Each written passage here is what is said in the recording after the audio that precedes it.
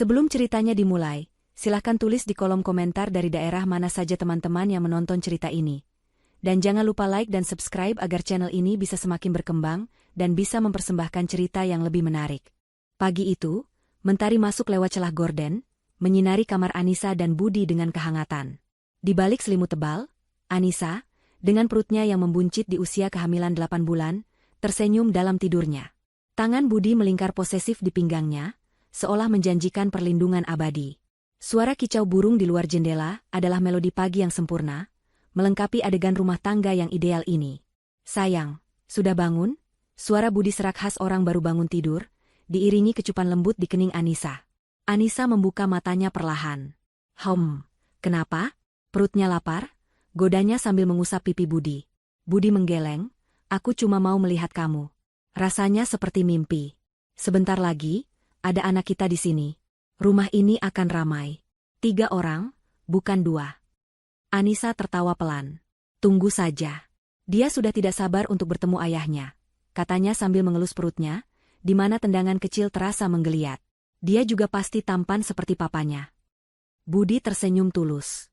Pemandangan itu adalah gambaran kebahagiaan yang sempurna. Mereka adalah pasangan idaman. Baru seminggu yang lalu, mereka mengadakan baby shower meriah. Dekorasi serba biru, hadiah-hadiah dari keluarga dan teman-teman menumpuk di ruang tamu. Foto-foto prewedding mereka yang menampilkan chemistry kuat masih terpajang di dinding. Dunia mereka adalah gelembung kebahagiaan, dan Anissa merasa tidak ada yang bisa memecahkannya. "Oh ya, Budi, kamu sudah kirimkan email laporan proyek ke Pak Sutejo?" tanya Anissa, mencoba bangkit dari tempat tidur. "Sudah, sayang. Jangan khawatir. Kamu harus santai. Semua urusan pekerjaan sudah beres. Fokus kamu sekarang cuma satu, istirahat dan jaga kesehatan," jawab Budi, memeluk Anissa dari belakang dan menahan Anissa agar tidak buru-buru beranjak. Budi mengambil ponselnya yang tergeletak di nakas.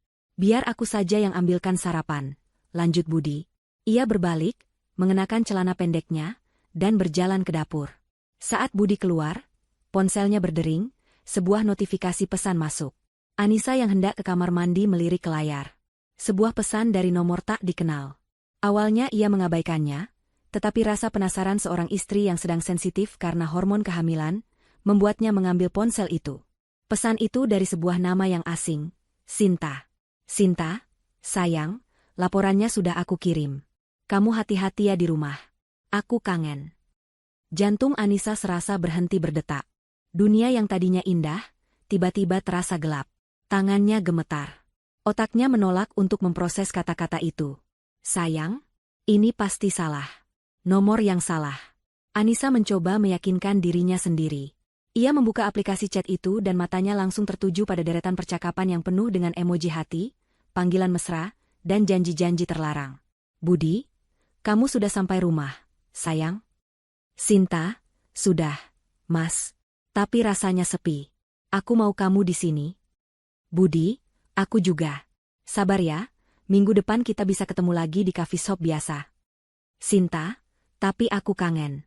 Bayangkan saja, kalau saja kamu bukan suaminya Anissa." "Budi, Sinta, jangan begitu. Aku nggak mau dengar itu." Anissa membaca setiap kalimat dengan napas tercekat. Air mata mulai menggenang, memburamkan pandangannya. Di antara deretan kalimat manis itu, terselip foto-foto Budi dan Sinta yang sedang makan siang bersama di sebuah restoran. Sinta adalah wanita muda yang cantik, dengan rambut lurus sebahu dan senyum menggoda. Baju kerjanya yang elegan membuat Anissa sadar, Sinta adalah rekan kerja Budi, sesuai dengan informasi yang ada di kerangka cerita. Ponsel Budi terasa seperti bom waktu di tangan Anissa. Dia tak menyangka bahwa kebahagiaan yang baru saja ia rasakan hanyalah ilusi. Rasa sakit dan pengkhianatan menjalar ke seluruh tubuhnya. Perutnya tiba-tiba terasa kencang, disertai nyeri yang menusuk. Kepalanya pusing, pandangannya berputar. "Anissa, ada apa, sayang?" Budi kembali dari dapur dengan nampan berisi sarapan. Ia melihat istrinya berdiri mematung di samping ranjang, wajahnya pucat pasi, dan tangannya gemetar memegang ponsel. "Anissa, kamu kenapa?" Budi meletakkan nampan di meja dan buru-buru menghampiri Anissa. Anissa tak menjawab. Air matanya sudah tumpah ruah. Budi melihat ke arah ponselnya, matanya membelalak. Ia tahu, semuanya sudah terbongkar. Wajahnya yang tadinya penuh senyum langsung berubah tegang, panik, dan dipenuhi rasa bersalah. Anissa, dengerin aku, sayang. Ini tidak seperti yang kamu pikirkan. Budi mencoba merebut ponsel itu dari tangan Anissa. Tidak seperti yang aku pikirkan, suara Anissa bergetar hebat. Ini bukti, Budi, semuanya jelas. Kamu bilang aku harus santai, kamu bilang fokusku cuma istirahat. Tapi kamu di belakangku, kamu bersenang-senang dengan wanita lain. Budi membeku. Ia tahu, tidak ada alasan yang bisa membenarkan tindakannya. Ia mencoba memeluk Anissa, tapi Anissa menepisnya dengan kekuatan yang mengejutkan. Jangan sentuh aku. Jangan, teriak Anissa, histeris. Air mata dan isakannya membuat suaranya putus-putus. Kenapa? Kenapa kamu tega melakukan ini? Saat aku sedang mengandung anak kita, Budi, anak kita. Rasa sakit di perut Anissa semakin menjadi-jadi. Tendangan dari bayinya terasa tidak lagi lucu, melainkan seperti pukulan yang menyakitkan. Kepalanya berdenyut-denyut. Dunia terasa berputar lebih cepat. Ia jatuh berlutut, memegangi perutnya yang keras. Anissa, Anissa. Budi panik. Ia tahu, tekanan emosional ini bisa membahayakan Anissa dan bayi mereka. Ia tidak peduli lagi dengan ponselnya. Ia hanya fokus pada Anissa yang terisak-isak sambil menahan sakit. Anissa, kita ke rumah sakit sekarang. Kamu tidak boleh stres, pinta Budi. Ini semua salah kamu. Anissa berbisik pelan, sebelum pandangannya gelap dan tubuhnya ambruk di lantai. Budi berteriak memanggil nama Anissa, merasa dunianya juga runtuh. Tetapi bukan karena kehilangan, melainkan karena rasa takut dan penyesalan yang baru datang. Namun, di balik kepanikan Budi, di mata Anissa yang setengah sadar, ada sesuatu yang lain. Bukan hanya rasa sakit, tetapi juga percikan tekad yang membara. Sebuah janji tanpa kata, ia tidak akan membiarkan pengkhianatan ini berlalu begitu saja. Anissa terbangun dengan aroma antiseptik yang menusuk hidung. Perlahan, matanya terbuka, menatap langit-langit putih sebuah ruangan. Di sampingnya, Budi duduk dengan wajah lesu dan mata sembab, seolah semalaman tidak tidur. Tangan Budi menggenggam erat tangan Anissa. Pemandangan itu, yang seharusnya menghangatkan hati, kini terasa dingin dan palsu. Sinar matahari pagi yang masuk melalui jendela rumah sakit, seolah mengolok-olok kebahagiaan mereka yang telah runtuh. Anissa, kamu sudah sadar? Bisik Budi, suaranya dipenuhi kecemasan yang aneh. Anissa menarik tangannya dari genggaman Budi. Gerakan itu tajam, penuh penolakan. Budi terdiam, wajahnya semakin pias. Anissa menatapnya lurus, tidak ada lagi cinta atau kehangatan di sana. Hanya kehampaan yang menusuk. Bagaimana anak kita? Tanya Anissa dengan suara serak. Dokter bilang kamu dan bayi baik-baik saja. Kontraksi itu karena shock emosional. Untungnya, tidak ada yang terjadi. Kamu harus istirahat total, jawab Budi. Ia mencoba kembali menggenggam tangan Anissa, namun Anissa sudah menariknya kembali. Anissa menoleh ke samping, menatap perutnya yang membuncit. Sebuah nyawa tak bersalah di dalam sana. Dialah satu-satunya alasan Anissa harus tetap waras. Ia sadar, amarah dan emosi yang meledak-ledak tidak akan menyelesaikan masalah. Bahkan bisa membahayakan anaknya. Momen itu adalah titik balik. Anissa memutuskan untuk menyingkirkan emosi sesaat dan menggantinya dengan logika yang dingin. Ia butuh rencana, balas dendam yang sempurna. Budi. Ucap Anissa perlahan, aku mau pulang. Budi terkejut. Tapi dokter belum mengizinkan. Aku sudah baikan. Aku lebih nyaman istirahat di rumah. Telepon dokter sekarang. Aku mau pulang, pinta Anissa, suaranya terdengar datar dan tanpa emosi, membuat Budi merasa semakin tidak nyaman. Selama perjalanan pulang, suasana di mobil begitu hening. Budi beberapa kali mencoba membuka percakapan, mencoba meminta maaf, mencoba menjelaskan. Namun, Anissa hanya menatap lurus ke jalan, seolah Budi tidak ada di sana. Sikap diam Anissa lebih menakutkan bagi Budi daripada amukan histerisnya semalam. Sesampainya di rumah, Anissa langsung masuk ke kamar. Ia membaringkan diri di ranjang, memunggungi Budi. Tolong ambilkan air minum, pintanya tanpa menoleh. Budi, merasa bersalah, dengan patuh mengambil segelas air. Saat ia kembali, Anissa sudah tertidur pulas. Budi memandangi wajah damai istrinya, wajah yang kini dihiasi kesedihan dan lelah. Di dalam hatinya, ia merasa lega. Mungkin Anissa sudah memaafkannya. Mungkin ia hanya butuh waktu. Pemikiran itu menenangkan Budi. Ia tidak tahu bahwa ketenangan itu adalah awal dari badai yang sesungguhnya. Sore harinya, Budi menerima pesan. Itu dari Sinta. Ia melirik ke arah Anissa yang masih tertidur. Dengan ragu, ia membalas pesan itu. Budi, maaf, hari ini aku nggak bisa ketemu. Anissa sedang sakit. Anissa, yang sebenarnya tidak tidur, mendengar dering ponsel itu. Mata yang tadinya terpejam kini terbuka. Ia mendengar Budi membalas pesan, dan nalurinya mengatakan itu adalah Sinta. Anissa tidak beranjak. Ia hanya mendengarkan setiap gerakan Budi, setiap desahan napasnya. Tiba-tiba, ia berbalik dan berpura-pura baru bangun. Kamu sudah pulang? Tanyanya, suaranya kini kembali normal, lembut, seolah kejadian semalam tak pernah terjadi. Budi terlonjak kaget. Anissa, aku pikir kamu masih tidur. Ia menyembunyikan ponsel di balik tubuhnya. Sudah pulang dari tadi. Kamu mau makan? Aku pesan makanan saja, ya? Anissa tersenyum, senyum yang dingin. Tidak usah. Aku tidak lapar. Tapi, Budi, ada yang ingin aku bicarakan. Jantung Budi berdegup kencang. Tentang semalam, tanyanya, mencoba terlihat tenang. Anissa menggeleng. Bukan. Tentang keuangan. Selama ini kan kamu yang mengelola, tapi kurasa lebih baik aku saja yang pegang. Aku lebih punya waktu luang, apalagi setelah aku cuti hamil. Lagi pula, aku ini akuntan, jadi aku lebih mengerti soal ini, kan? Budi terdiam. Anissa memang seorang akuntan di perusahaan sebelumnya, dan ia dikenal sangat teliti. Namun, ada yang aneh. Permintaan ini tiba-tiba sekali. Tapi, kenapa tiba-tiba? Aku hanya ingin mempersiapkan diri. Sebentar lagi anak kita lahir, pengeluaran pasti bertambah. Aku mau kita lebih siap secara finansial. Kamu tenang saja, gajimu tetap masuk ke rekeningmu. Aku hanya akan mengurus pembayaran bulanan dan tabungan, jelas Anissa dengan nada meyakinkan. Budi, yang merasa bersalah dan ingin menebus kesalahannya, akhirnya mengangguk. Tentu, sayang, apapun yang kamu mau, aku akan serahkan semua datanya besok. Malam itu, Anissa berpura-pura tidur setelah makan malam. Ia menunggu Budi terlelap. Setelah Budi mendengkur halus, Anissa bangkit dari tempat tidur. Gerakannya senyap, seolah hantu. Ia mengambil laptop dan ponsel Budi. Berbekal kata sandi yang ia ketahui, ia mulai menyelidiki. Anissa membuka file keuangan Budi. Ia menemukan semua rekening, investasi, bahkan dana tabungan mereka. Selama berjam-jam, ia mencatat setiap detail. Nomor rekening, total saldo, dan aset-aset lain yang mereka miliki. Anissa juga membuka riwayat panggilan dan pesan Budi. Namanya memang Sinta, dan nomornya ia simpan.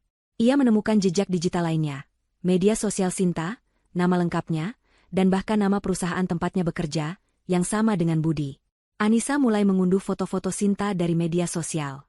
Foto liburan, foto di kantor, bahkan foto-foto yang ia unggah bersama Budi tanpa mereka sadari. Semua bukti itu ia simpan dalam sebuah folder rahasia di laptopnya. Anissa juga mengunci akses ke rekening-rekening Budi dengan mengubah kata sandi, hanya menyisakan akses untuk rekening utama agar Budi tidak curiga. Ia juga membuka dompet digital Budi dan menguras saldonya, memindahkannya ke rekeningnya sendiri. Budi tidak akan menyadari hal itu sampai ia memerlukannya. Mata Anissa memancarkan tekad. Rencana telah disusun. Fase pertama berhasil. Ia telah mengendalikan keuangan dan mengumpulkan semua bukti yang dibutuhkan. Anissa tahu, balas dendam tidak akan berhasil jika ia bertindak dengan emosi. Ia akan membalas Budi dengan cara yang sama seperti yang Budi lakukan padanya. Diam-diam, tanpa diketahui, hingga semuanya hancur berantakan. Anissa mematikan laptopnya, mengembalikan ponsel Budi ke tempat semula, dan kembali ke ranjang. Di sana, di samping Budi yang terlelap, Anissa tersenyum dingin. Tentu saja, senyum itu bukan karena cinta, melainkan karena kepuasan atas langkah pertamanya. Ketenangan yang ia ciptakan adalah awal dari kehancuran yang mengerikan. Malam itu, dinginnya angin mengembuskan napasnya di balik jendela, seolah ikut merasakan ketegangan yang menyelimuti rumah Anissa dan Budi. Anissa terbangun dari tidurnya yang singkat, merasakan nyeri yang berbeda dari biasanya. Nyeri itu datang perlahan, tapi pasti, seperti gelombang pasang yang semakin lama semakin kuat. Ini bukan lagi kontraksi palsu. Ini adalah saatnya. Anissa melirik jam dinding, menunjukkan pukul 2 dini hari. Ia mencoba membangunkan Budi dengan tenang, tetapi rasa sakit yang menusuk membuat suaranya bergetar. Budi, Budi, bangun, panggil Anissa pelan. Budi terbangun dengan kaget, wajahnya masih setengah mengantuk. Ada apa, sayang? Ini sepertinya sudah waktunya, jawab Anissa, memegangi perutnya. Mata Budi langsung terbuka lebar. Rasa panik menghantamnya. Ia tahu, rasa sakit ini adalah akibat dari kejadian beberapa hari yang lalu. Ia tahu, semua ini karena kesalahannya. Dengan tergesa-gesa, Budi bangkit dari ranjang, mengenakan celana jeans dan mengambil kunci mobil. Ia membantu Anissa berjalan ke mobil, wajahnya penuh kecemasan. Di dalam mobil, Anissa merasakan sakit yang semakin tak tertahankan. Setiap kontraksi terasa seperti pukulan keras yang menguji batas kekuatannya. Ia memegang tangan Budi erat-erat, jari-jari mereka saling bertaut. Budi menatap Anissa dengan tatapan penuh penyesalan, namun Anissa hanya melihat ketidakjujuran di matanya. Pria itu ada di sana, mendampinginya, tapi hati Anissa tahu Budi tidak sepenuhnya hadir. Budi tidak bisa menghapus rasa sakit pengkhianatan yang jauh lebih dalam dari rasa sakit fisik yang Anissa rasakan saat ini. Sesampainya di rumah sakit, Anissa segera dibawa ke ruang persalinan. Budi mendampingi di sampingnya, membisikkan kata-kata penyemangat. Anissa berusaha sekuat tenaga, tapi setiap kali ia mencoba mendorong, bayangan Budi dan Sinta muncul di benaknya. Bayangan itu seperti rantai yang membelenggu kekuatannya. Sambil terengah-engah, Anissa menatap Budi. Di saat-saat paling intim dan rentan ini, ia seharusnya merasa aman dan dicintai, tetapi yang ada hanya kekosongan. Setelah perjuangan yang panjang, sebuah tangisan bayi memecah keheningan ruangan. Seorang bayi laki-laki yang mungil dan sehat lahir ke dunia. Budi meneteskan air mata bahagia, memeluk Anissa. Anak kita, sayang. Anak kita. Anissa menatap wajah bayinya yang merah, mungil, dan sempurna. Saat itu juga, tekadnya mengeras. Tidak ada lagi keraguan. Balas dendam ini bukan lagi sekadar pembalasan, melainkan perjuangan untuk melindungi anaknya. Ia tidak akan membiarkan anaknya tumbuh dengan ayah yang tidak setia. Ia akan memastikan anaknya memiliki kehidupan yang lebih baik, tanpa bayang-bayang kebohongan. Beberapa hari kemudian, Anissa dan bayinya sudah kembali ke rumah. Budi terlihat sangat bahagia. Ia mengambil cuti kerja untuk merawat Anissa dan bayinya.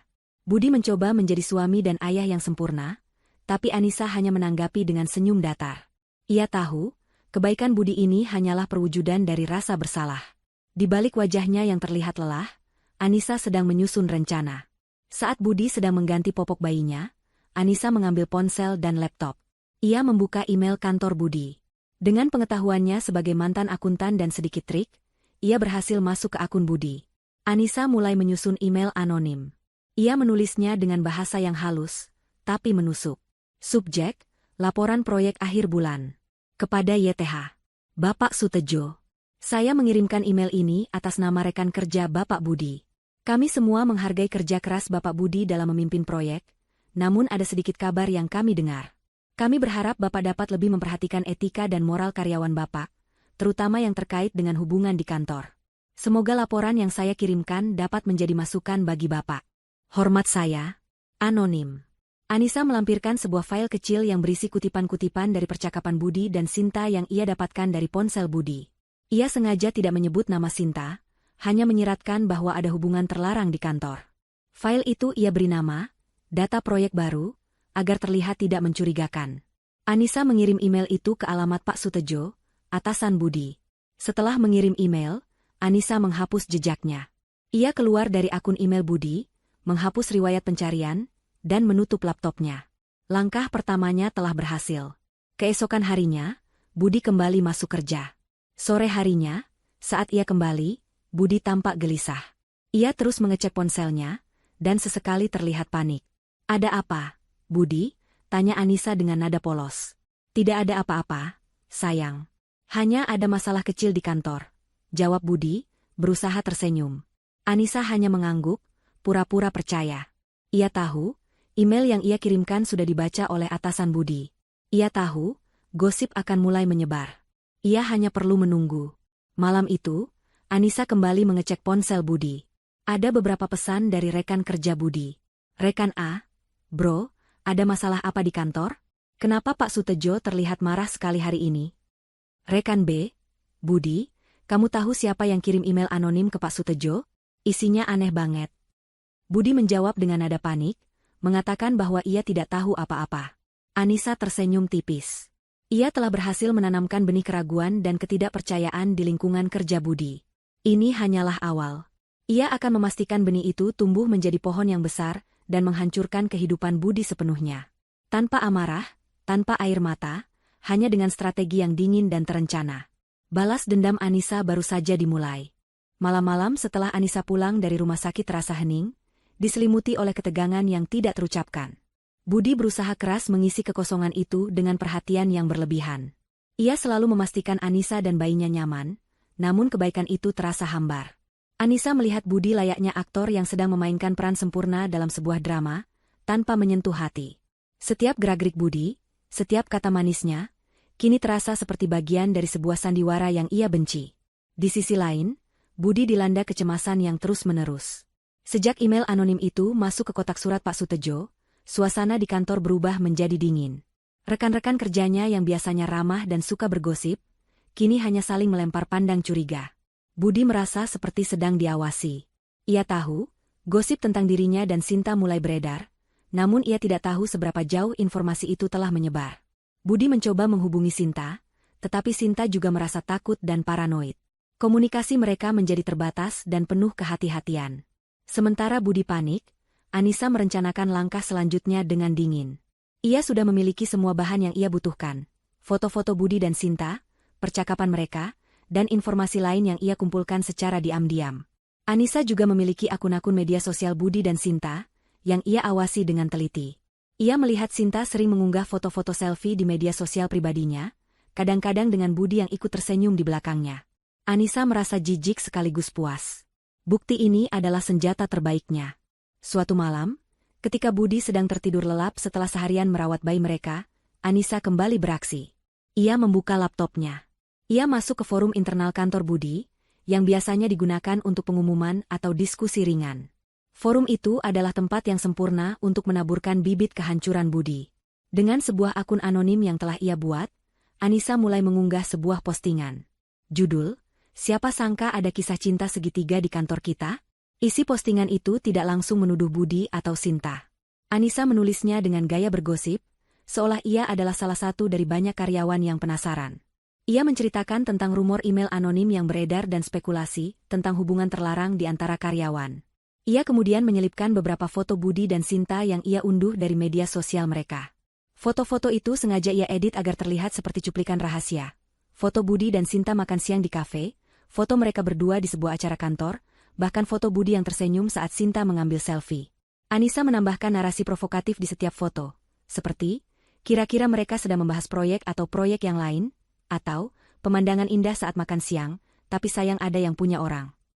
Unggahan itu sontak viral di forum kantor.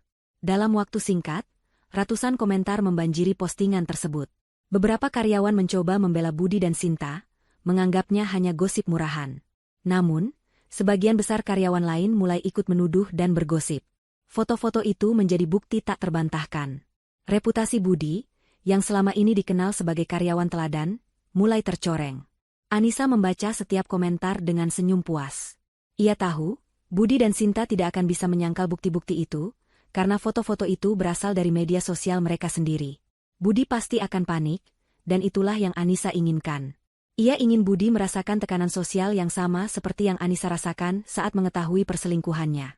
Keesokan harinya, Budi kembali dari kantor dengan wajah yang lebih kusut dari biasanya. Ia tidak berbicara sedikit pun. Ia langsung masuk ke kamar dan membanting pintu. Anissa, yang sedang menggendong bayinya, tersenyum sinis. Ia tahu, bom yang ia tanam sudah meledak. "Budi, kamu kenapa?" Anissa menghampiri Budi dengan nada khawatir yang dibuat-buat. Budi menatap Anissa dengan mata kosong. Aku tidak tahu lagi, Nisa. Ada masalah besar di kantor." "Masalah apa? Apa ada hubungannya dengan email anonim itu?" tanya Anissa, berpura-pura tidak tahu. Budi mengangguk. "Lebih parah. Ada orang yang mengunggah foto-foto aku dan Sinta di forum kantor. Mereka menuduh kami selingkuh. Semua orang sekarang membicarakan aku." Anissa menghela napas panjang, seolah ia sedang bersimpati. "Budi, kenapa kamu dan Sinta bisa difoto seperti itu? Kamu tidak bisa disalahkan kalau orang-orang jadi salah paham." Kata-kata Anissa menusuk Budi lebih dalam daripada ribuan komentar di forum. Budi tahu, Anissa mengatakan itu bukan karena peduli, melainkan karena ia menyindir. Budi merasa terjebak. Ia ingin membela dirinya, tetapi ia tidak punya alasan yang bisa membenarkan tindakannya. Aku tidak tahu harus bagaimana, bisik Budi, suaranya dipenuhi putus asa. Kalau begitu, aku harus bilang apa kepada mereka? Anissa melanjutkan serangannya, aku harus bilang apa kepada teman-teman kita, kepada orang tua kita? Aku harus bilang apa kepada anak kita kalau dia sudah besar nanti? Pertanyaan-pertanyaan Anissa menghancurkan mental Budi. Ia tidak punya jawaban. Ia hanya bisa terdiam, tenggelam dalam penyesalannya. Anissa tidak berteriak, tidak menangis, tapi kata-katanya lebih tajam dari pedang. Anissa kemudian meletakkan bayinya di ranjang dan berjalan ke arah Budi. Ia meletakkan tangannya di pundak Budi, tatapannya dingin dan menusuk. Kamu yang harus bertanggung jawab. Kamu yang memulai semua ini, Budi. Sekarang, tanggung akibatnya. Budi menunduk, tidak berani menatap mata Anissa. Ia merasa seperti pecundang yang hancur. Budi menyadari, Anissa yang ada di depannya sekarang bukanlah Anissa yang ia kenal. Anissa yang dulu hangat dan penuh cinta kini telah berubah menjadi sosok yang dingin dan penuh dendam. Budi tidak tahu bahwa ini hanyalah awal dari semua kehancurannya. Ia hanya melihat permukaan dari kehancuran yang telah Anissa mulai, sebuah borok yang ia buka dengan dingin dan tanpa ampun. Kehancuran Budi di kantor adalah awal dari rencana balas dendam Anissa. Setelah menanamkan benih gosip di lingkungan kerja suaminya, Anissa mengalihkan fokusnya pada target berikutnya, Sinta. Sinta, wanita yang dengan riangnya telah merusak kebahagiaan rumah tangga Anissa, harus merasakan konsekuensi dari perbuatannya. Anissa tidak lagi digerakkan oleh amarah yang buta, melainkan oleh perhitungan dingin seorang ahli strategi. Ia ingin Sinta merasakan apa yang ia rasakan, paranoia, ketakutan, dan perasaan terus diawasi. Anissa mulai dengan menyelidiki lebih dalam kehidupan Sinta melalui media sosial. Ia menemukan akun Instagram, Facebook, dan bahkan LinkedIn Sinta. Sinta, seperti kebanyakan orang seusianya, gemar berbagi setiap detail kehidupannya. Foto liburan, makan malam mewah, hingga pencapaian kecil di kantor. Semua ini adalah tambang emas bagi Anissa. Dengan menggunakan akun anonim yang sama yang ia gunakan di forum kantor, Anissa mulai melakukan teror psikologis. Langkah pertama Anissa adalah mengomentari setiap postingan Sinta. Komentar-komentar itu tidak agresif atau menuduh secara langsung. Sebaliknya, Anissa menggunakan kalimat-kalimat yang samar namun penuh makna. Di bawah foto Sinta sedang makan malam di sebuah restoran, Anissa menulis, "Makan malamnya enak, ya? Tapi lebih enak lagi kalau makanannya hasil dari keringat sendiri." Atau, di bawah foto Sinta sedang tersenyum di kantor, Anissa mengomentari, "Senyumnya manis, tapi sayang, ada yang disembunyikan di baliknya." Komentar-komentar itu, pada awalnya, diabaikan oleh Sinta. Namun, setelah komentar serupa terus muncul di setiap postingan barunya, Sinta mulai merasa tidak nyaman. Ia mulai bertanya-tanya siapa di balik akun anonim itu. Ia mencoba memblokir akun itu, tetapi Anissa dengan cepat membuat akun baru. Sinta merasa seperti bayangan gelap terus mengawasinya di dunia maya. Namun, Anissa tidak berhenti di situ.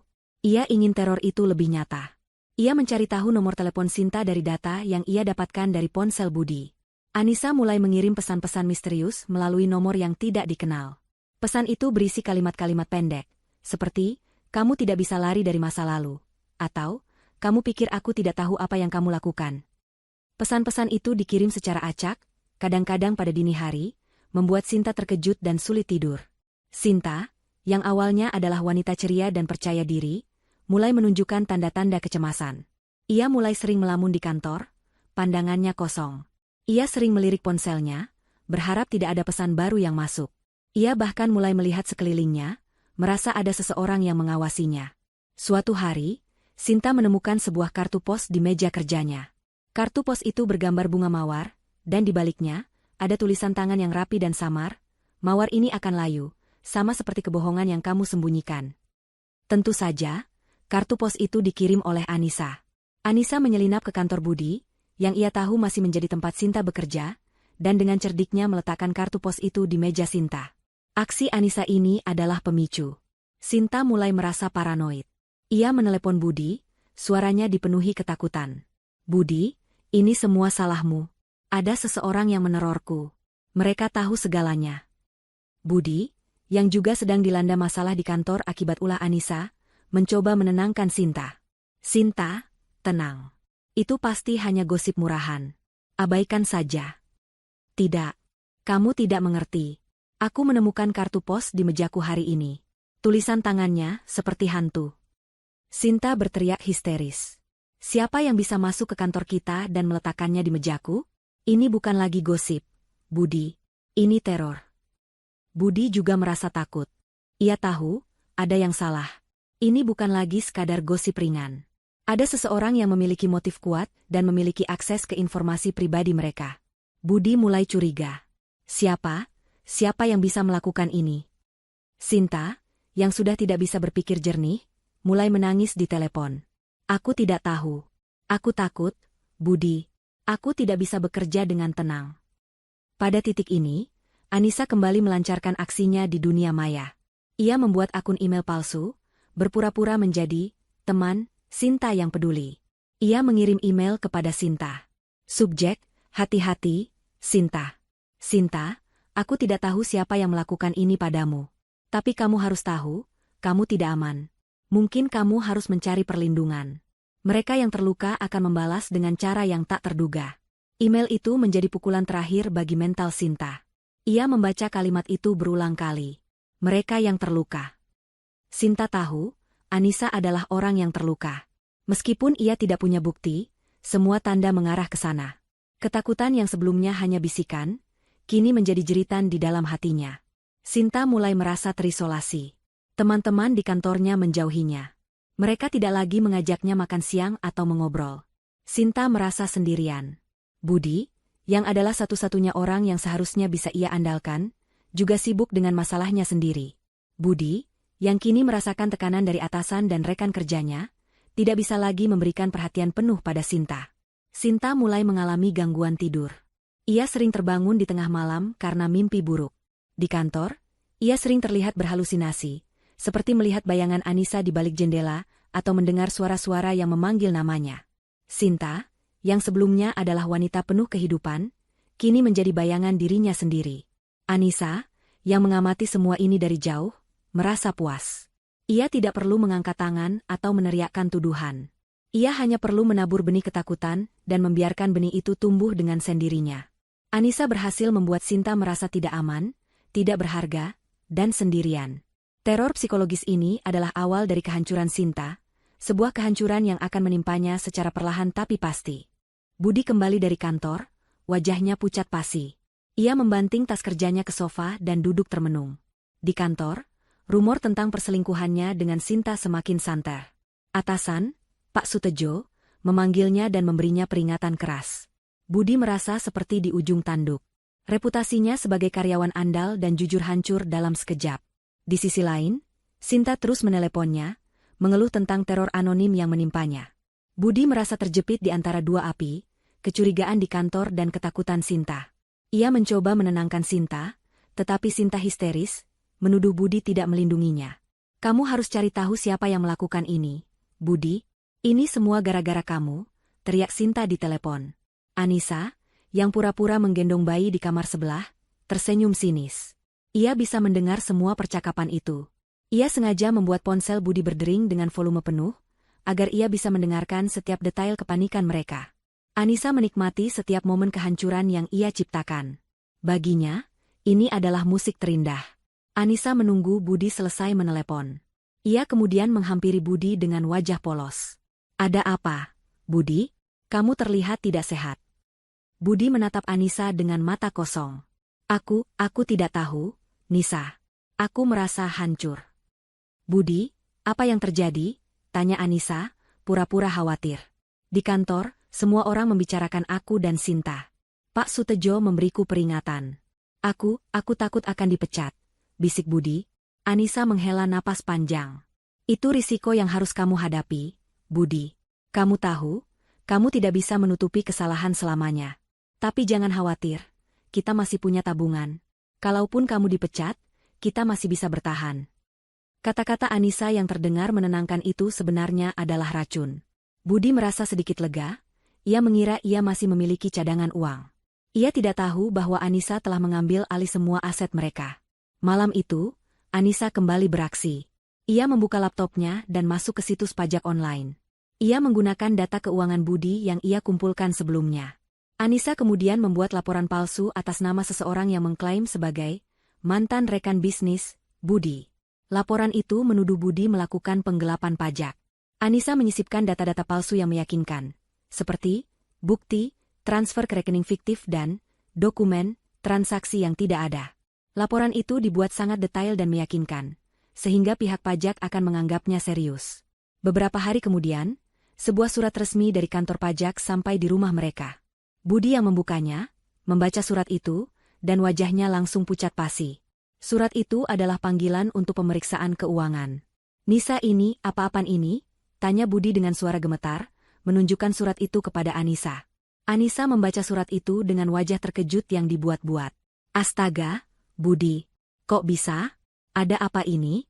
Kamu tidak melakukan penggelapan pajak, kan?" Budi menggeleng panik. "Tentu saja tidak. Aku tidak pernah melakukan hal konyol seperti itu. Semua keuanganku bersih, Nisa. Aku tidak tahu siapa yang bisa melaporkan hal ini." Anissa, dalam hati, merasa puas. Rencananya berjalan lancar. Ia tahu Budi tidak akan bisa membuktikan bahwa laporan itu palsu, karena Anissa telah membuat jejak digital yang meyakinkan. Krisis keuangan Budi pun dimulai. Ia harus membayar pengacara untuk kasus ini, dan pengeluaran itu tidak sedikit. Budi mulai panik. Ia mencoba menarik uang dari tabungannya, tetapi ia terkejut. "Nisa, kok saldo tabungan kita tinggal sedikit?" tanya Budi, bingung. "Maksudmu?"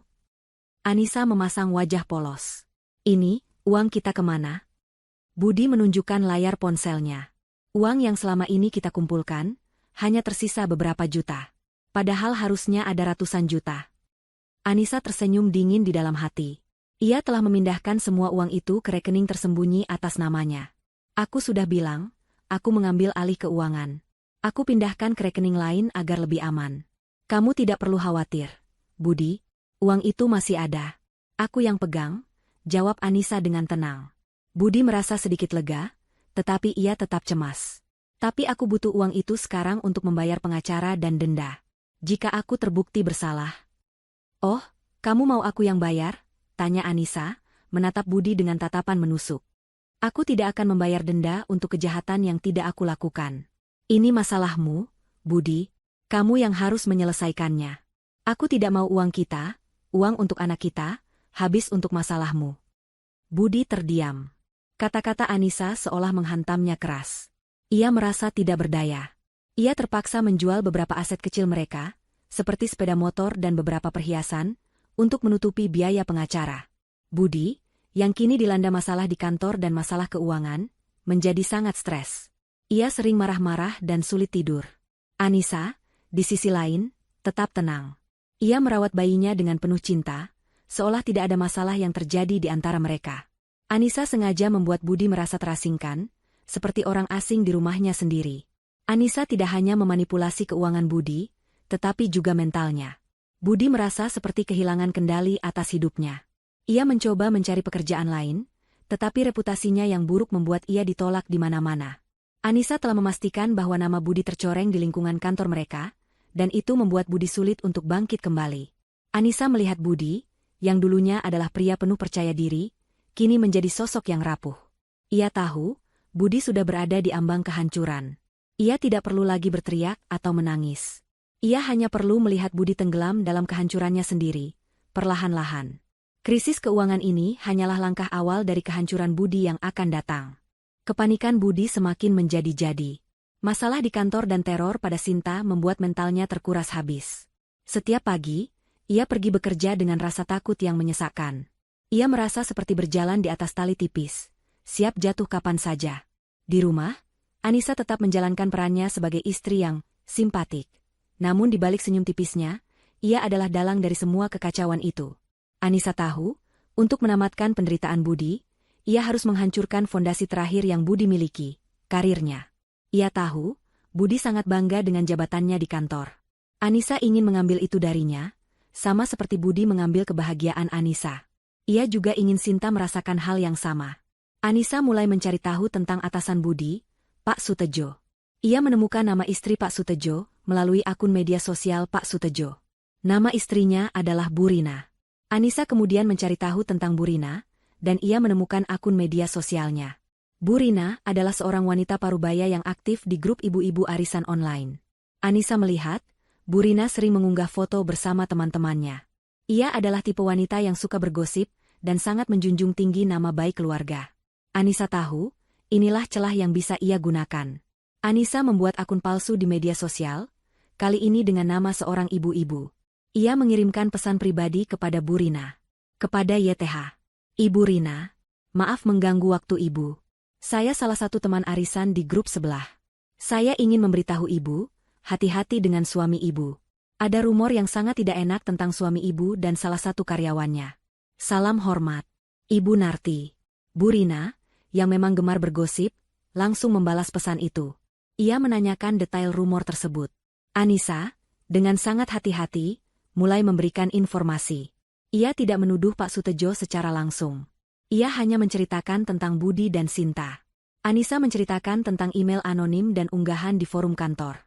Ia menambahkan sedikit bumbu drama, mengatakan bahwa hubungan Budi dan Sinta sudah diketahui oleh seluruh kantor. Anissa juga mengklaim bahwa banyak karyawan yang kesal dengan Budi dan Sinta, dan mereka menganggap Pak Sutejo tidak tegas dalam menyelesaikan masalah ini. Pesan-pesan itu membuat Bu Rina geram. Sebagai istri seorang manajer, ia sangat menjaga nama baik suaminya. Ia merasa suaminya tidak becus dalam mengurus kantor, dan nama baik keluarga mereka bisa tercoreng. Ia membalas pesan Anissa dengan marah. Ibu Narti, terima kasih atas informasinya. Suami saya tidak pernah menceritakan ini. Saya akan bicara dengannya. Ini tidak bisa dibiarkan begitu saja. Beraninya mereka merusak nama baik perusahaan suami saya. Anissa tersenyum puas. Ia tahu, sekarang bom itu sudah berada di tangan yang tepat. Bu Rina adalah bom waktu yang bisa meledak kapan saja. Malam itu, Budi pulang dari kantor dengan wajah lelah. Anissa melihatnya, dan ia bertanya dengan suara polos. Bagaimana Budi? Ada kabar dari Pak Sutejo? Budi menggeleng. Tidak ada. Tapi Pak Sutejo terlihat sangat marah hari ini. Ia tidak mau bicara dengan siapapun. Anissa hanya mengangguk. Ia tahu, itu adalah awal dari kehancuran Budi. Pukul 8 malam, ponsel Budi berdering. Itu adalah telepon dari Pak Sutejo. Budi mengangkatnya dengan ragu. Budi, kamu datang ke kantor sekarang. Ada yang harus kita bicarakan. Suara Pak Sutejo terdengar dingin dan tegang. Anissa melihat Budi panik. Ada apa, Budi? Tidak tahu, Budi menjawab dengan suara gemetar. Pak Sutejo memintaku ke kantor sekarang. Budi segera pergi ke kantor. Ia merasa jantungnya berdebar kencang. Ia tahu, sesuatu yang buruk akan terjadi. Sesampainya di kantor, ia melihat Pak Sutejo dan seorang wanita parubaya, yang ia kenali sebagai Bu Rina, sedang duduk di ruangannya. Wajah Bu Rina terlihat sangat marah. Budi, duduk, perintah Pak Sutejo dengan suara datar. Budi duduk dengan gugup. Ada apa, Pak? Saya sudah tahu semuanya, Budi. Semua tentang kamu dan Sinta. Istri saya sudah menceritakan semuanya. Saya tidak menyangka kamu akan merusak nama baik perusahaan dan istri saya. Kamu telah melanggar etika kerja, Budi, kata Pak Sutejo dengan nada dingin. Budi mencoba menjelaskan, Pak, ini tidak seperti yang Bapak pikirkan. Ini hanya salah paham. Salah paham? Potong Bu Rina dengan marah. Saya sudah melihat buktinya. Semua orang di kantormu sudah tahu. Kamu tidak hanya merusak nama baik perusahaan, tapi kamu juga merusak nama baik keluarga kami. Saya tidak mau suami saya bekerja dengan orang seperti kamu. Pak Sutejo menatap Budi dengan tatapan kecewa. Budi, saya tidak bisa mempertahankan kamu. Kamu telah merusak kepercayaan saya. Saya terpaksa memecatmu. Dan juga Sinta. Kata-kata Pak Sutejo seperti palu yang menghantam kepala Budi. Ia tidak bisa berkata apa-apa. Ia hanya bisa menunduk. Menerima kenyataan pahit itu. Ia telah dipecat. Karirnya yang selama ini ia banggakan, hancur dalam sekejap. Budi pulang ke rumah dengan langkah gontai. Anissa sudah menunggunya. Ia menatap Budi dengan tatapan yang sulit diartikan. Bagaimana, Budi? Tanya Anissa. Budi menunduk, air matanya menetes. Aku dipecat, Nisa. Aku dan Sinta. Anissa hanya menghela napas. Sudah kuduga. Budi, ini akibat dari perbuatanmu. Tapi jangan khawatir, kita masih punya tabungan. Budi menatap Anissa dengan mata kosong. Aku tidak tahu lagi harus bagaimana. Anissa hanya bisa tersenyum sinis. Ia tahu, kehancuran Budi baru saja dimulai. Ia telah menghancurkan karir Budi, dan ia akan memastikan Budi tidak bisa bangkit kembali. Sinta juga akan merasakan hal yang sama. Anissa telah berhasil membalas dendam dengan cara yang paling efektif, dengan menggunakan kelemahan dan ketakutan orang lain. Ia telah berhasil menghancurkan 2 kehidupan tanpa harus mengangkat 1 jari pun. Pemecatan Budi dan Sinta menjadi berita hangat di lingkungan kerja mereka, bahkan menyebar ke telinga teman-teman dan keluarga. Budi kini menjadi seorang pengangguran, tanpa penghasilan, dan dengan reputasi yang hancur. Anissa melihat Budi, yang dulunya penuh percaya diri, kini menjadi sosok yang rapuh. Budi sering melamun, sulit tidur, dan sering marah-marah. Ia merasa seperti kehilangan arah, tidak tahu harus berbuat apa. Di rumah, Anissa tetap menjalankan perannya sebagai ibu yang baik bagi bayinya, namun ia menempatkan Budi sebagai orang asing. Ia sengaja membuat Budi merasa terisolasi, seolah-olah Budi bukanlah bagian dari keluarga. Anissa menolak untuk berbicara serius dengan Budi tentang masalah keuangan. Ia hanya memberikan jawaban yang datar dan menusuk, yang semakin mengikis mental Budi. Aku tidak tahu harus berbuat apa, Nisa. Aku sudah mencoba melamar pekerjaan di mana-mana, tapi tidak ada yang menerimaku. Reputasiku sudah hancur, keluh Budi pada suatu malam. Anissa hanya menatapnya dengan dingin. Itu risiko yang harus kamu hadapi, Budi. Aku sudah pernah bilang, kamu yang memulai semua ini. Budi menunduk, tidak bisa berkata apa-apa. Ia merasa tidak berdaya. Ia merasa Anissa tidak lagi mencintainya, dan ia merasa kehilangan segalanya. Anissa, yang melihat Budi sudah diambang kehancuran, melancarkan serangan berikutnya. Ia sengaja mencari tahu tentang hutang-hutang Budi. Anissa menemukan bahwa Budi masih memiliki cicilan kredit mobil, dan beberapa hutang kecil lainnya. Ia tahu, tanpa penghasilan, Budi tidak akan bisa melunasinya. Suatu hari, Anissa menemukan surat tagihan di atas meja. Itu adalah surat tagihan cicilan mobil yang sudah jatuh tempo. Anissa sengaja tidak membayar cicilan itu, padahal ia bisa melakukannya dengan uang yang ia simpan di rekening rahasia. Ia sengaja membiarkan tagihan itu menumpuk, menunggu Budi panik. Budi yang melihat surat tagihan itu, langsung panik. Ia tahu, jika cicilan itu tidak dibayar, mobilnya akan ditarik. Mobil itu adalah satu-satunya aset berharga yang masih tersisa. Budi mencoba menarik uang dari rekeningnya, tetapi saldonya sudah sangat menipis. Ia tahu, ia harus meminta uang kepada Anissa. Nisa, aku butuh uang. Cicilan mobil sudah jatuh tempo, dan aku tidak punya uang, pinta Budi dengan suara gemetar. Anissa menatap Budi dengan tatapan menusuk.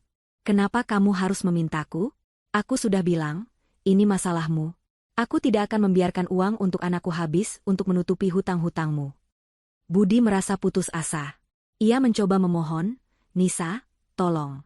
Aku akan melunasi hutang itu setelah aku dapat pekerjaan. Kapan itu, Budi? Kapan kamu akan dapat pekerjaan? Kamu sudah mencoba melamar di mana-mana, dan tidak ada yang menerimamu. Kamu pikir aku akan percaya? Tanya Anissa, suaranya dipenuhi sindiran. Budi terdiam. Ia tidak bisa berkata apa-apa.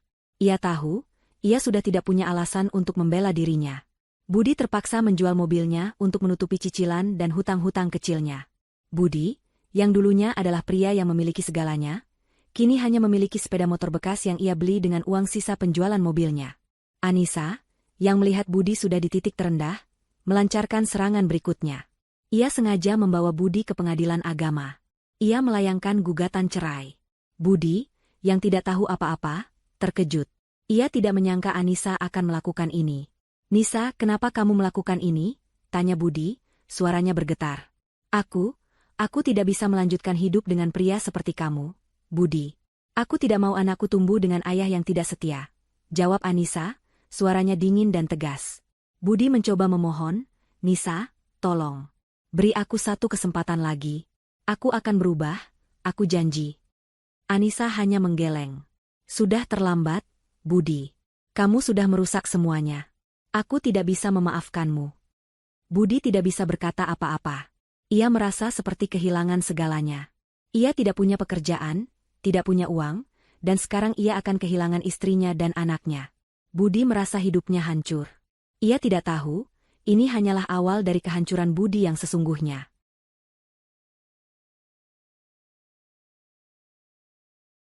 Selama ini, Budi dan Sinta merasa aman dalam gelembung perselingkuhan mereka.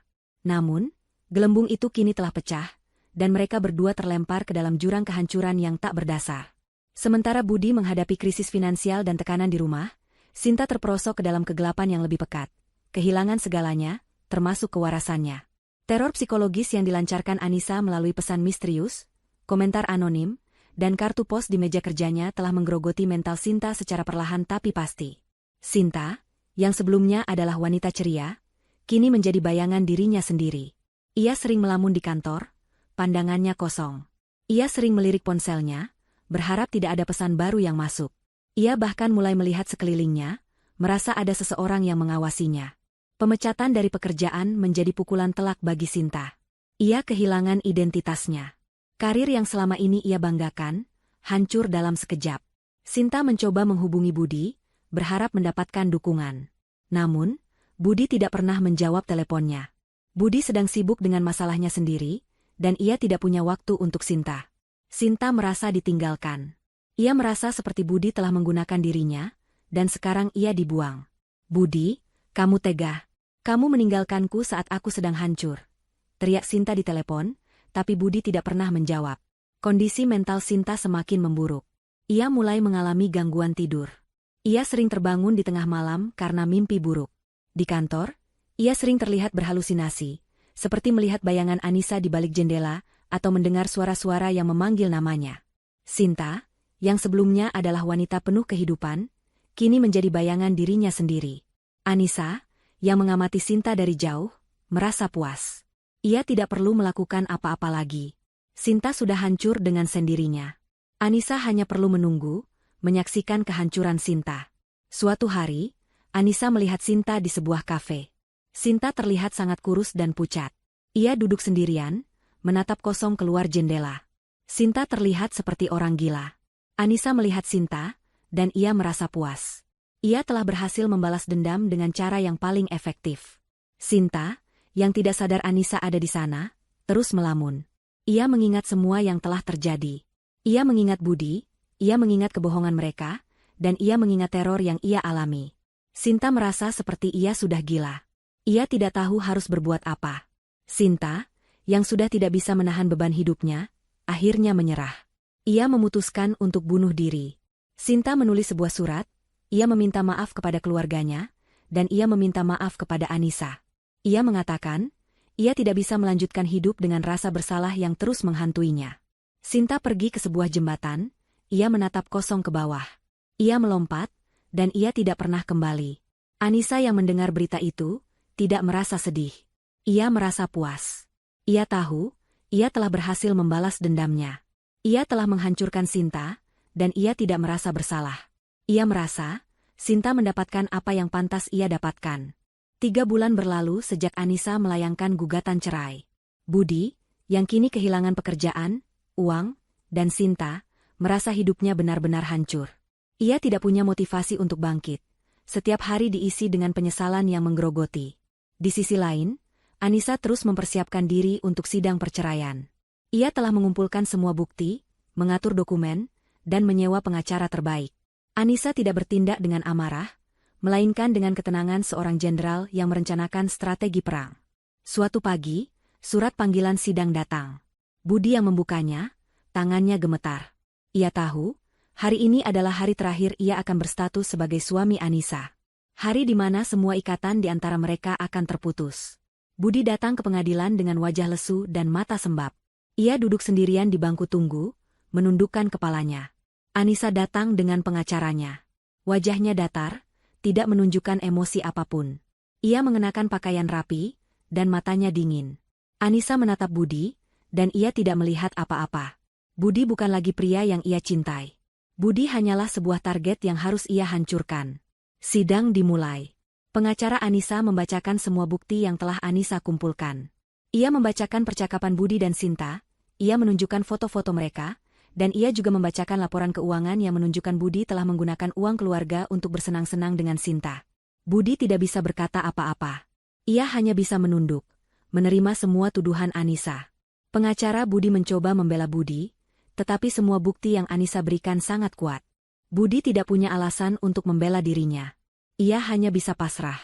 Hakim akhirnya memutuskan, Anissa memenangkan gugatan cerai. Anissa juga memenangkan hak asuh anak dan sebagian besar harta Gonogini. Budi tidak bisa berbuat apa-apa. Ia terpaksa menandatangani semua dokumen, ia kehilangan segalanya. Setelah sidang selesai, Anissa dan Budi keluar dari ruang sidang. Budi menatap Anissa dengan tatapan kosong. "Nisa, aku minta maaf," bisik Budi, suaranya gemetar. Anissa hanya menatapnya dengan dingin. "Maaf?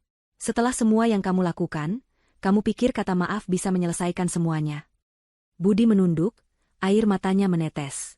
"Aku tahu aku salah. Tapi, aku tidak tahu kamu akan sekejam ini." "Kejam?" tanya Anissa, senyum sinisnya muncul di bibirnya. "Aku hanya membalas perbuatanmu, Budi. Kamu pikir, aku akan diam saja setelah kamu mengkhianatiku, setelah kamu membuat hidupku hancur?" Budi terdiam. Ia tidak bisa berkata apa-apa. Ia merasa, ia tidak hanya kehilangan segalanya, tetapi ia juga kehilangan dirinya sendiri. Anissa kemudian melancarkan pukulan terakhir. Ia menatap Budi dengan tatapan menusuk, dan ia membisikkan sesuatu yang membuat Budi terkejut. "Budi, kamu tahu? Semua ini, aku yang memulai. Aku yang mengirim email anonim, aku yang mengunggah foto-fotomu dan Sinta di forum kantor, aku yang mengirim surat ke istri Pak Sutejo, aku yang melaporkanmu ke kantor pajak, dan aku yang membuat Sinta hancur," bisik Anissa, suaranya dingin dan menusuk. Budi terkejut. Ia tidak percaya apa yang ia dengar. Ia menatap Anissa dengan mata kosong. Kamu melakukannya?" "Ya," jawab Anissa dengan senyum sinis. "Aku yang melakukannya. Aku yang menghancurkanmu, Budi. Aku yang membuatmu kehilangan segalanya. Kamu pikir, kamu bisa bermain-main dengan hatiku, dan aku akan diam saja?" Budi terdiam. Ia tidak bisa berkata apa-apa. Ia merasa seperti ada ribuan pisau yang menusuk jantungnya. Ia merasa, ia tidak hanya kehilangan segalanya, tetapi ia juga kehilangan dirinya sendiri. Anissa berjalan pergi, ia meninggalkan Budi sendirian. Budi menatap Anissa yang berjalan pergi, dan ia merasa, ia tidak akan pernah bisa bangkit kembali. Ia telah hancur, dan ia tidak bisa bangkit kembali. 3 tahun berlalu sejak Budi kehilangan segalanya. Hidupnya kini adalah cerminan dari kehancuran yang telah ia tabur. Pria yang dulunya penuh ambisi, kini hanya bayangan dirinya sendiri. Ia tinggal di sebuah kontrakan kecil di pinggiran kota, jauh dari kehidupan mewah yang pernah ia nikmati. Hari-harinya diisi dengan lamunan, penyesalan, dan rasa bersalah yang tak berujung. Budi tidak pernah bisa bangkit kembali. Reputasinya yang hancur, utangnya yang menumpuk, dan mentalnya yang terganggu membuatnya tidak bisa menjalani hidup normal. Budi seringkali merenung. Ia mengingat kembali saat-saat ia masih bahagia bersama Anissa.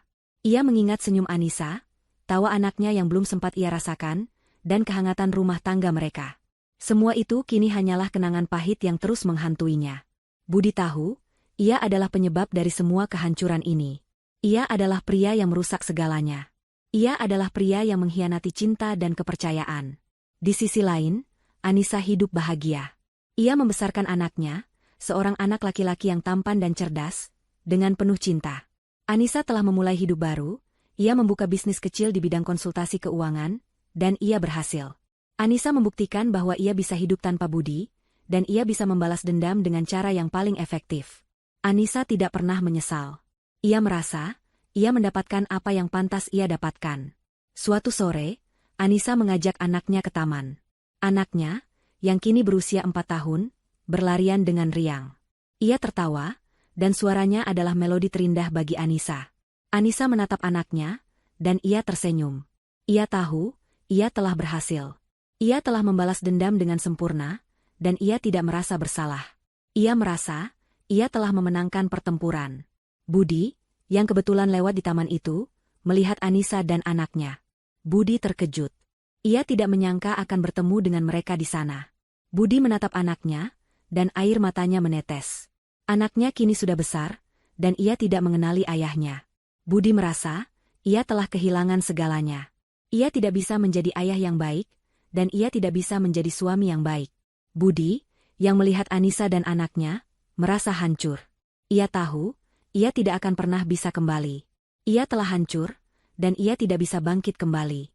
Anissa yang melihat Budi, hanya tersenyum sinis. Ia tahu, Budi sudah hancur. Ia tahu, ia telah membalas dendamnya. Anissa tidak merasa bersalah. Ia merasa, Budi mendapatkan apa yang pantas ia dapatkan.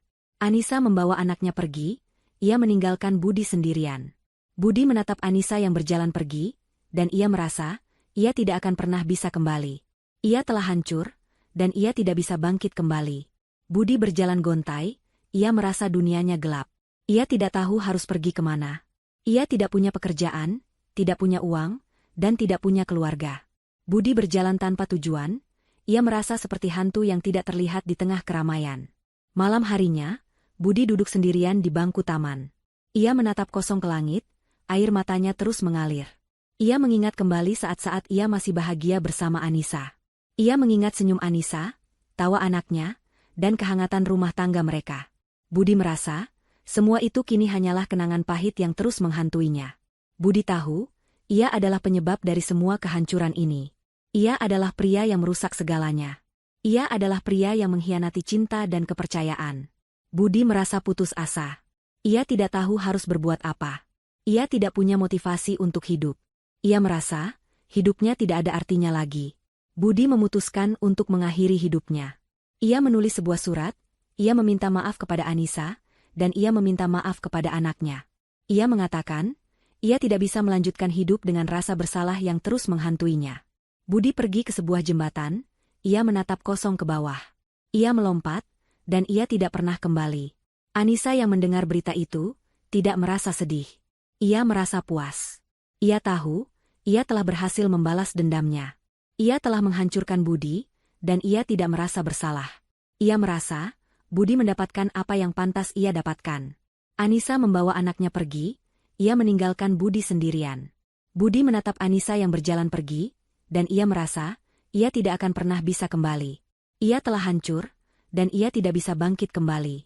Dari cerita yang telah kita bangun, ada banyak hikmah yang bisa diambil, terutama terkait dengan tema pengkhianatan, balas dendam, dan konsekuensi dari setiap tindakan. Hikmah ini dapat direnungkan dari sudut pandang setiap karakter, memberikan pelajaran berharga tentang moralitas, emosi, dan pilihan hidup. 1. Dampak pengkhianatan pada hubungan dan kehidupan.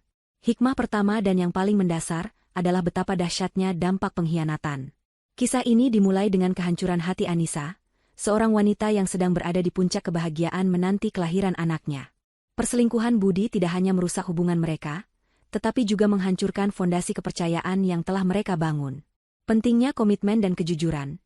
Cerita ini mengingatkan kita bahwa sebuah hubungan yang sehat dibangun di atas komitmen dan kejujuran. Ketika salah satu pihak melanggar komitmen itu, seluruh bangunan kepercayaan runtuh, dan sangat sulit, bahkan mustahil, untuk memperbaikinya. Dampak emosional jangka panjang. Pengkhianatan tidak hanya menyebabkan rasa sakit sesaat, tetapi juga trauma emosional yang mendalam. Anissa, meskipun membalas dendam, tetap membawa luka batin. Luka itu mengubah dirinya dari seorang istri yang penuh cinta menjadi sosok yang dingin dan penuh perhitungan.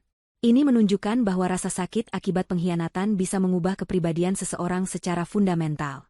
Kerugian pihak yang tidak bersalah, anak Anissa dan Budi adalah korban tak bersalah dari perselingkuhan ini.